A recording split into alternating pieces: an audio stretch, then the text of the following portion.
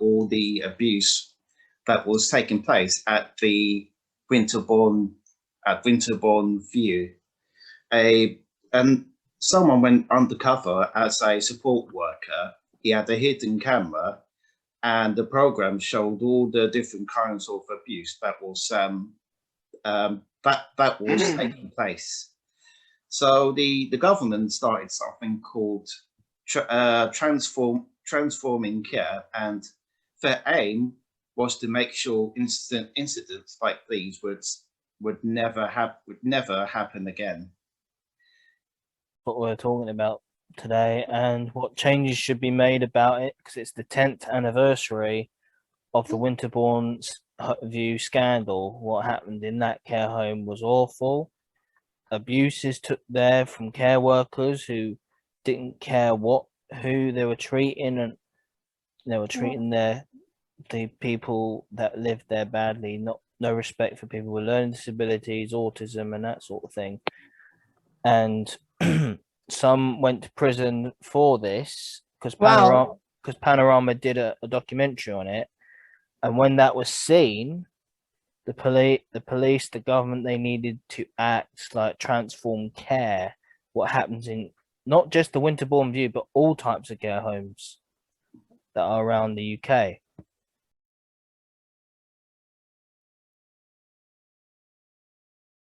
That took place then was wrong, and it needs to be.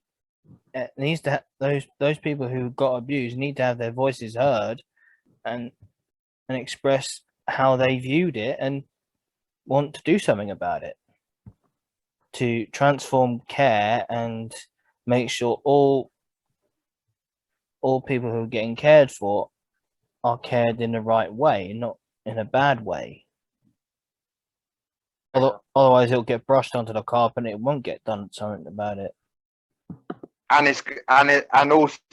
also, Terry, it's going to make it 10 times worse for other people, though. You see, exactly.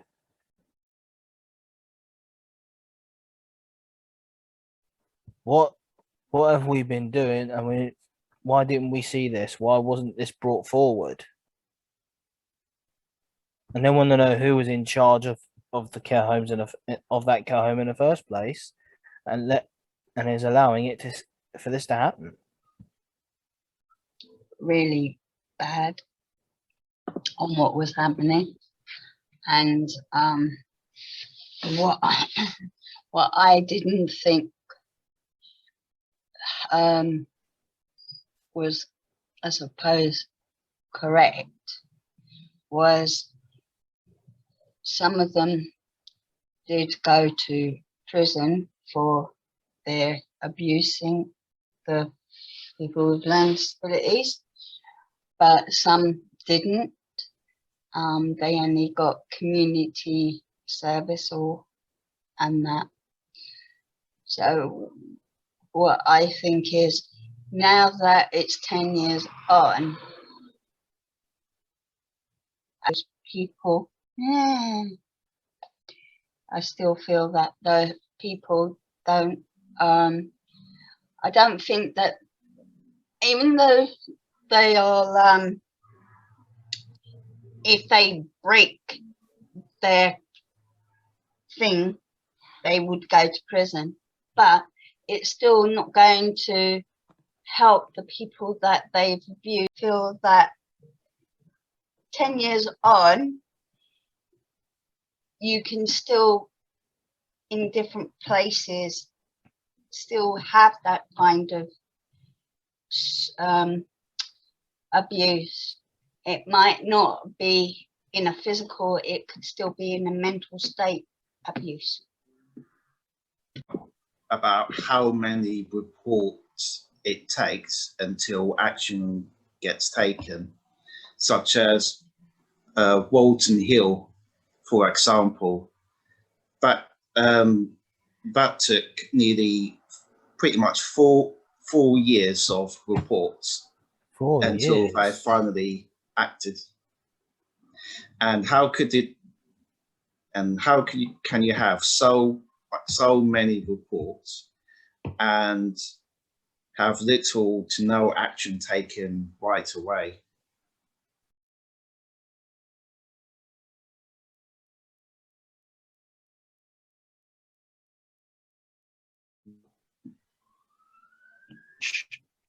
It has to change everything.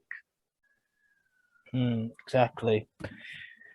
Yeah, it should change, because if it doesn't, it's going to keep carrying on, and piles of paperwork will keep building, and until there's, well, nothing else to fill out, and it will take like years to fill out. And if they change it now, it would be fantastic. It'll be good to make sure it doesn't happen again. No other abuse scandals happen again. Everything has to change because government supposed to do his job properly, and he doesn't do his job properly because he doesn't tell the public what is going on, basically. I wasn't quite clear on the question, but I was going to say sometimes most of the forms are basically tick boxes, and so even though they might be supporting people with autism or learning disabilities, you know, everything's just a tick box and a check and that. So the person that they're supporting, they don't really know that person, so all they can just do is, oh yes, it's that. They don't get to know that person by talking to that person. Everything has to be, oh yes, you get what I'm getting. So it's just, oh yeah, that one, oh yes, okay, thank you. They don't just sit and say, oh, hello, Terry, you know, how are you? How are you doing? What things you like doing? Oh yes, your interests are trains. Oh yeah, that kind of thing. Oh no, this tick box here. Oh yes, we like, and that. And then Tony is, oh yes, his interests are, okay. I'm just gonna hypothetically say he likes going out for walks. It might not, but hypothetically, oh yes, okay, yeah, you know, not to get to knowing him and things like that. So yeah, broadly, that's what I mean.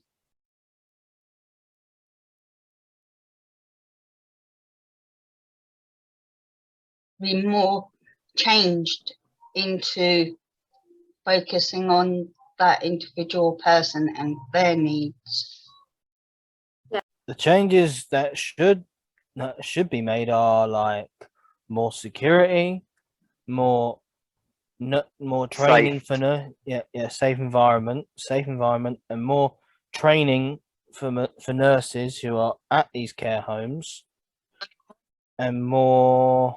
Oh God! Ah. And what else is there? What's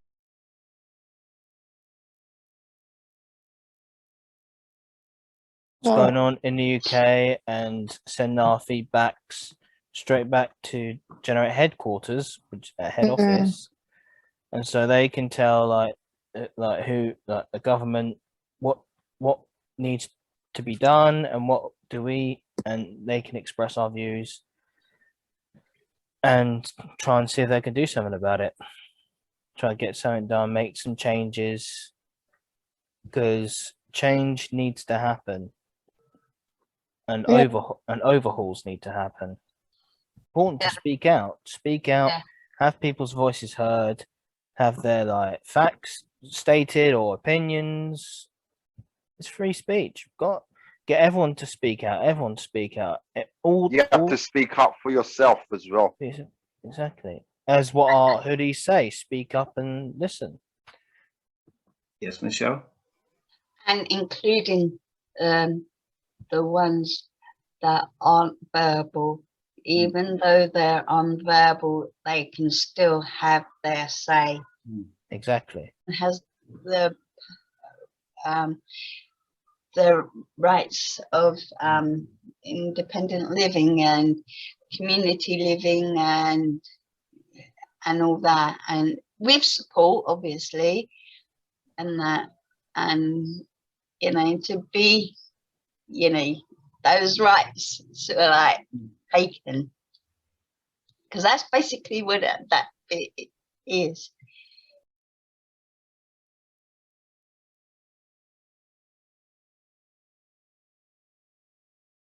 Core principle that should be added is more accessibility to disability charities such as Generate. Like people should know that there is more support out there than some people might think there is.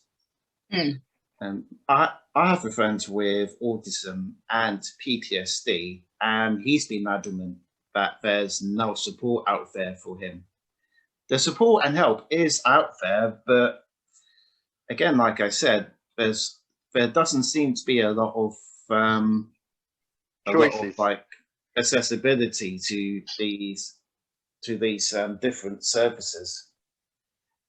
And would be support people with learning disabilities who have PTSD and are struggling to like try and get themselves happy and smiling again. And like the only thing that makes them feel better is their keen interest in things, and they feel that they can't do it, but it always encouraged them to see if they can try. Going to say a little bit on what you said, Tony, about someone that you know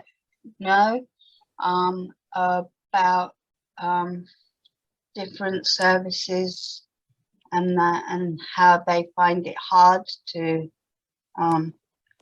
access them and that. I find that that it is hard for people with all forms of disabilities or autism and that to access